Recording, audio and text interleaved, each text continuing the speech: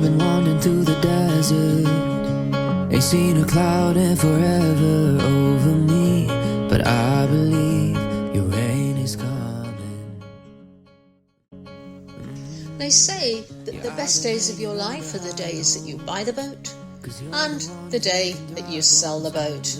In the meantime, there's all that fixing and work and spending of money to do. Captain Richard Fear knows a few tricks on fixing the boat, and today he's talking about how he managed to lift his engine out all by himself. Stick with us and find out how he did it. Okay, so this video shows how I lifted my engine, Yamaha 4JH, to change the engine mounts. Obviously I had to start it by loosening the top nuts on the mounts. Unfortunately, a lot of the bolts securing the mounts into the frame actually sheared on me. So I started by lifting the front of the engine on that double strop there, just to get the front up, chopped it up the front, and then got a strap around the gearbox, placed the gearbox at the back onto what is actually my main sheet. Just go back into the engine room to stop the engine moving forward as I lifted it up from the back because of the angle of pull through my hatch. I tied that strap there through my steering gear and onto the engine just to stop it moving too far forward. I've had to lift it about 6 to 9 inches probably. Everything had to be disconnected to make it free to move up, particularly the exhaust hose. And then here it's a bit of a Heath Robinson arrangement, but I'm using my boom, which is pretty strong, and it's resting on the hard top here. It's actually down resting on the hard top, but with the topping lift pretty secure.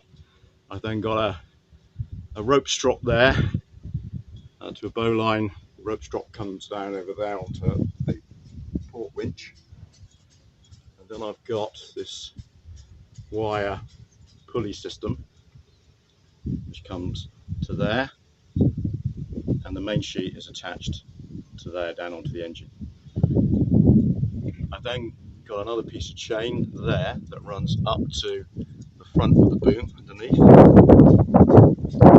And to stop this pulley moving on this wire to give me the right angle of pull, I've got this secondary chain here, stainless steel, just under the main chain, just to keep it in position so we get a good angle of pull. And then take the pull straight back. I had to move my nav pod here. I take it straight back to my main sheet winch centre line, a couple of turns around there and onto my starboard winch. Okay, so up the winch and the 4-to-1 pull on the main sheet, there's a lot of lifting power there.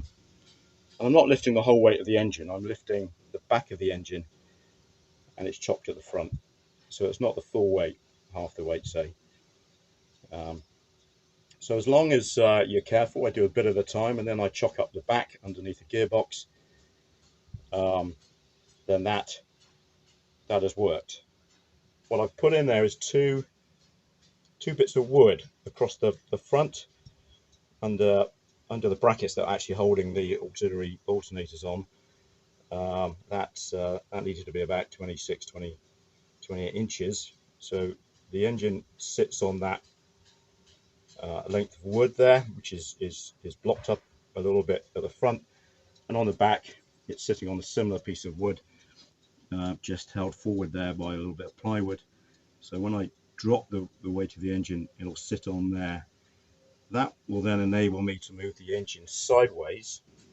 Initially I've moved it a little bit there to port, so that you can see there I can get onto that after mount, which has come out.